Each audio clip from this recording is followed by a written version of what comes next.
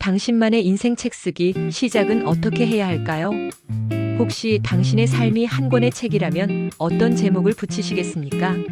빛나는 성공담인가요? 아니면 뼈아픈 실패와 극복의 기록인가요? 살면서 마주한 수많은 희로애락의 순간들, 그 속에서 당신만이 얻은 깨달음이 분명 있을 겁니다. 이 모든 경험은 그 자체로 세상 그 어떤 베스트셀러보다도 값진 당신만의 이야기가 됩니다.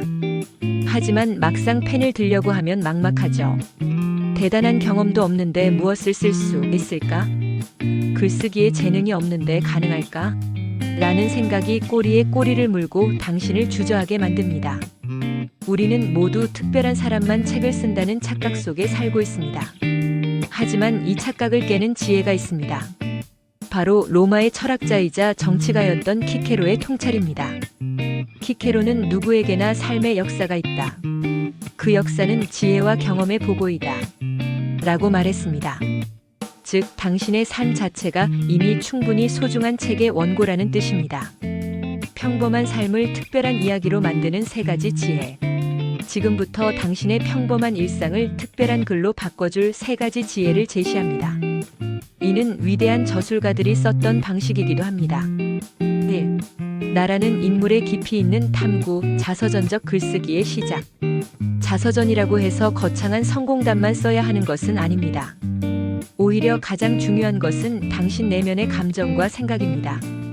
어릴 적 당신에게 가장 큰 상처를 준 기억은 무엇이었나요? 그 상처를 어떻게 극복했나요? 당신이 힘들 때마다 꺼내보는 한 문장의 명언이 있다면 무엇입니까? 위대한 심리학자 카를 융은 가장 깊은 상처를 드러내는 것이 곧 치유의 시작이라고 했습니다. 당신의 삶에서 가장 아팠던 순간, 가장 행복했던 순간들을 떠올려 보세요. 그리고 그 감정을 솔직하게 글로 풀어내세요.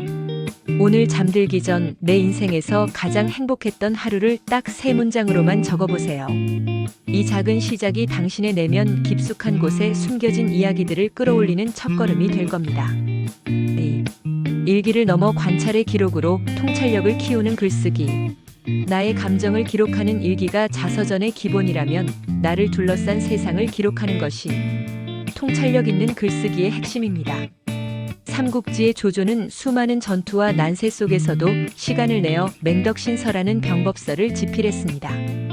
그는 단순한 승패 기록이 아닌 상대방의 심리와 전장의 지형, 날씨 변화까지 철저히 관찰하고 기록했습니다.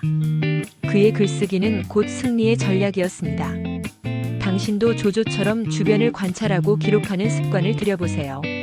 오늘 만난 사람 중 가장 인상 깊었던 한 사람을 떠올려 그 사람의 특징 말투, 표정, 행동을 기록하고 왜 그 사람이 당신에게 인상적이었는지 이유를 적어보세요.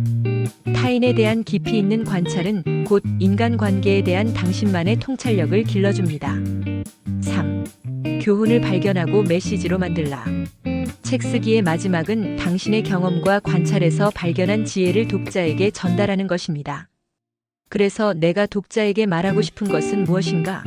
라는 질문에 답해야 합니다.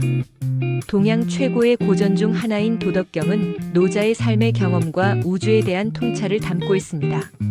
가장 부드러운 것이 가장 단단한 것을 이긴다는 윤흥제강의 메시지는 세대를 넘어 수많은 사람들에게 삶의 지혜를 주었습니다. 당신이 쓴 글에서 하나의 명확한 메시지를 찾아보세요. 당신이 겪은 실패는 새로운 시작이라는 메시지로, 당신의 외로움은 진정한 관계의 소중함이라는 메시지로 재탄생할 수 있습니다. 오늘 쓴 글을 다시 읽어보고 그 안에서 가장 중요한 단어 1~2개를 뽑아내어 당신만의 짧은 명언을 만들어 보세요. 인생책은 특별한 사람의 전유물이 아닙니다. 당신이 살아온 하루하루의 기록이 쌓여 한 권의 책이 되는 것입니다. 거창하게 생각할 필요 없습니다. 오늘부터 단 3문장으로 시작하세요. 당신이 써 내려갈 첫 번째 문장은 무엇인가요? 당신의 이야기를 댓글로 들려주세요.